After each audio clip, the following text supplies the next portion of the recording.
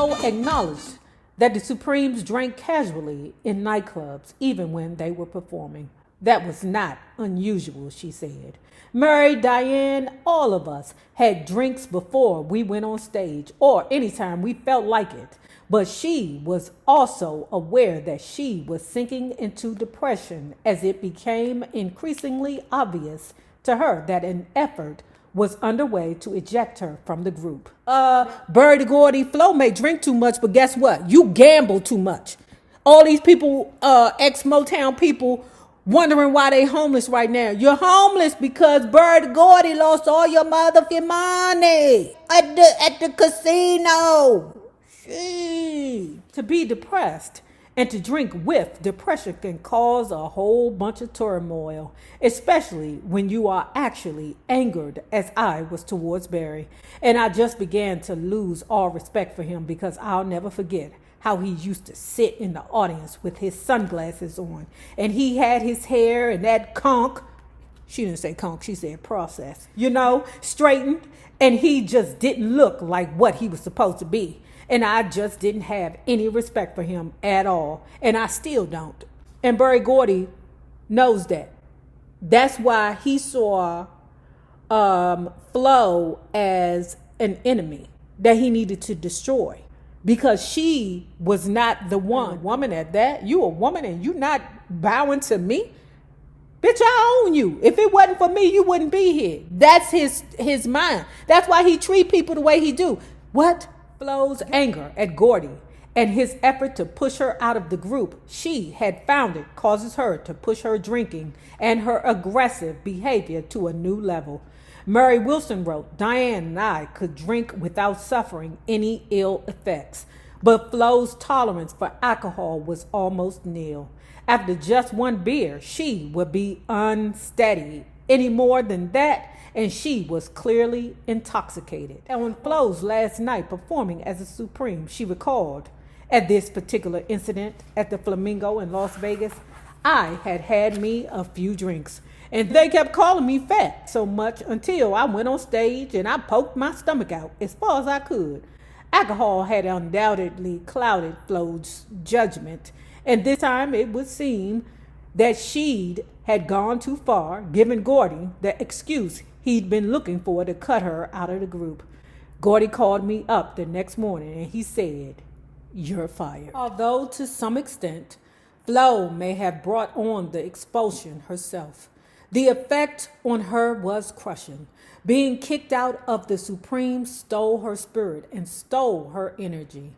Roger Pearson said Flo felt something important had been stolen from her. Florence's later decline, he insisted, was due to her inability to handle the impact of this betrayal, not any inability to handle the fame. If you've been at a job for 1,000,000 years, then all of a sudden they fire you, you're going to feel a certain way. Record producer Weldon McDougal III, a Motown employer at the time, insists that the only reason Birdsong was chosen to replace Flo was because she could wear the same size gowns Flo wore. They didn't want to make the gowns all over again. McDougal is exaggerating. This was one of the reasons Birdsong was selected, but it puts to rest the oft-repeated argument that Flo was fired because of her weight, her occasional sullenness, her occasional protests, her occasional drinking, Gordy's attitude towards her, and his desire to make Diana a solo superstar were the real causes. And as Flo noted, Motown had her replacement waiting in the wings, born Cynthia Ann Birdsong in 1939. Cindy Birdsong was, like Flo, a founding member of her group. Together with her friend Patricia Louise Holt, Birdsong created a 4-member girl group called the Ordettes in 1958. When 2 of the original Ordettes left the group in 1959, Holt and Birdsong brought in singers Nona Hendrix and Sarah Dash. You know Sarah Dash just passed. If I'm telling you anything good, I'm telling you today that Sarah Dash is one of the most sexiest women I have ever seen perform on stage. Oh my goodness, she had body, yachty. Okay, y'all. So before she passed, she was an older woman, but that didn't keep me out her DMs. She didn't block me though, and like she was in charge of her own IG, but she didn't block me. So I was in them DMs saying, "What's up with them panty pics?" Moment of silence for Sarah Dash. Then right next to her, I would say, would be Shaka Khan. Super sexy Shaka Khan, but that bitch need to get off them pills. The young women sang locally for 2 years until they auditioned for Blue Note Records.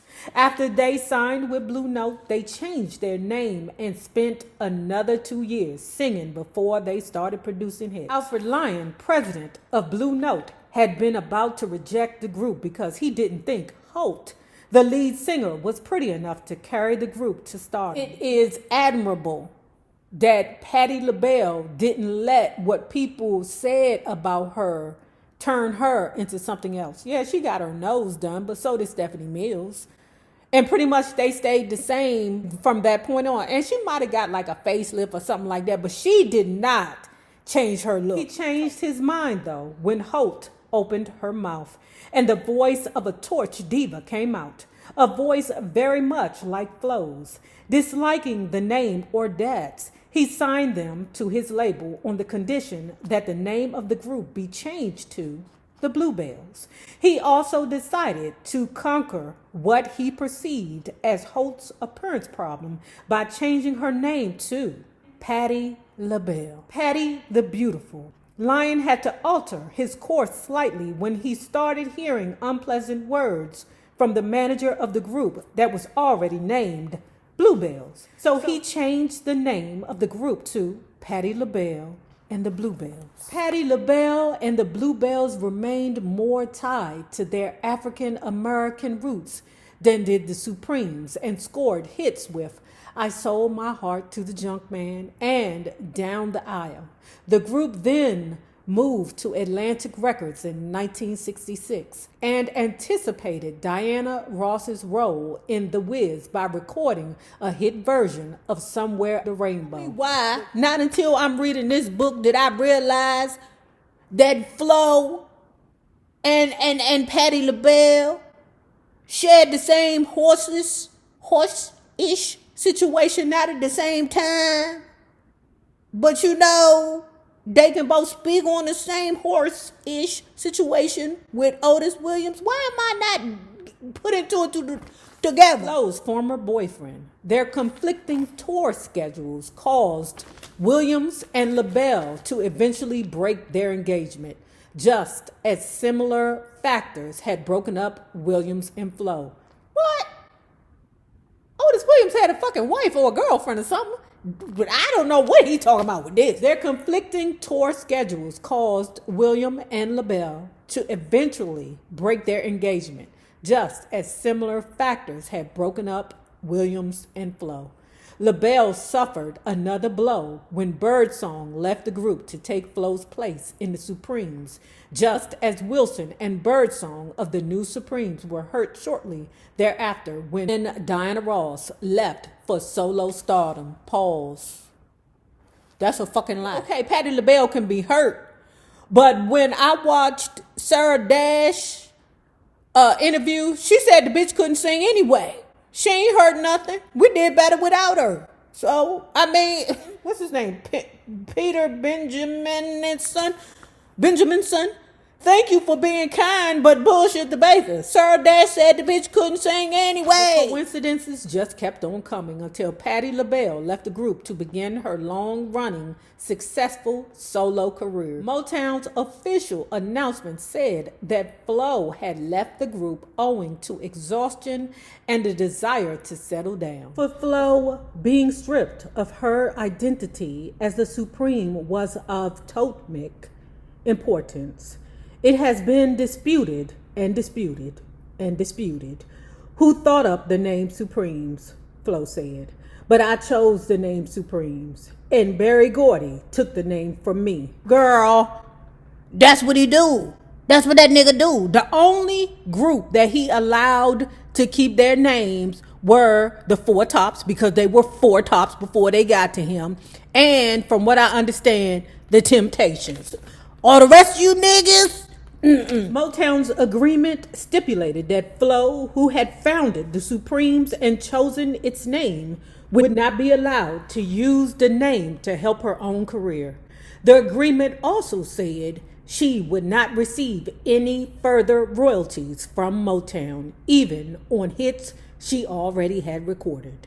In other words, you're nothing, Flo said. And Michael Rothschild's saying, if you don't sign the paper, Berry Gordy won't have anything else to do with you. I told Michael Rothschild I really didn't give a damn whether Berry Gordy had anything to do with me or not. Then I started crying and I signed the paper. I didn't even finish reading it. Anyway, it said all you were worth is $15,000. The agreement offered her $2,500 per year for the next 6 years, a total of $1,500. I told them they could take it and stick it up their ass. That's exactly what I said. Flo's friends have repeatedly expressed amazement that Flo would sign such an agreement, which has disappeared from the Wayne County Detroit Circuit Court records that otherwise detail Flo's various legal struggles. This agreement Flo signed would be the basis of many of her problems after she left the Supremes. As always, up to that point, Flo had no legal counsel advising her either before or during her meeting with Rothschild. 4 years after convincing Flo to sign the Motown release, Rothschild, according to the United States government, entered into an agreement with a company called California International Marketing Company, Simco, giving Simco the right to market a Motown Oldies But Goodies album titled Motown 64, which included several songs featuring Flo. Without bothering to inform Motown, Rothschild suggested to Simco that all future disputes between Motown and Simco would be swiftly settled if Simco hired Rothschild's girlfriend, Dorothy Loeb, for promotional and public relations purposes in the selling of those albums, paid her 20 cents for each album sold. On this basis, Simco paid Miss Loeb $136,000 in 1972 and $99,300 in 1973. In court papers, the Fed said that Miss Loeb never provided any public relations or promotional services for Simco. She did, however, marry Rothschild in 1973. When I tell you Berry Gordy gets his motherfucking karma, oh, girl! Rothschild did not report these payments on his tax returns. As a result, Rothschild, who by then was vice chairman of Motown Industries, was sentenced in 1978. At his sentencing, he admitted guilt without reservations and without qualifications. The judge sentenced him to serve his 6 months on furlough. He would be allowed to work at his regular job during the day and report to jail in the evenings. The judge also required that after Rothschild served his 6 months jail term, he served 12 months in a community treatment center, leaving only for his employment and for 3 hours after each day's work. In addition, he required Rothschild to pay back taxes and penalty plus interest, totaling about $250,000. Berry Gordy, ain't that your nigga? Didn't you hire him to talk shit to Flo on the way out the door and to goop Flo so that she'll have financial troubles for the rest of her life? That's your nigga, right? Uh-huh. See what happens? Grab your clothes and get gone. You better hurry up. Still, Rosh Kine remained a respected figure in the music business in Hollywood. Yeah, because when you need a nigga to be the devil, he is the first to stand in line. I don't mind being the devil. I done been the devil before. He left Motown Industries in 1980 and founded his own entertainment firm. And even though Motown then sued him for $2 million for alleged breach of contract, Rosh Kine returned to Motown as a consultant in 1983.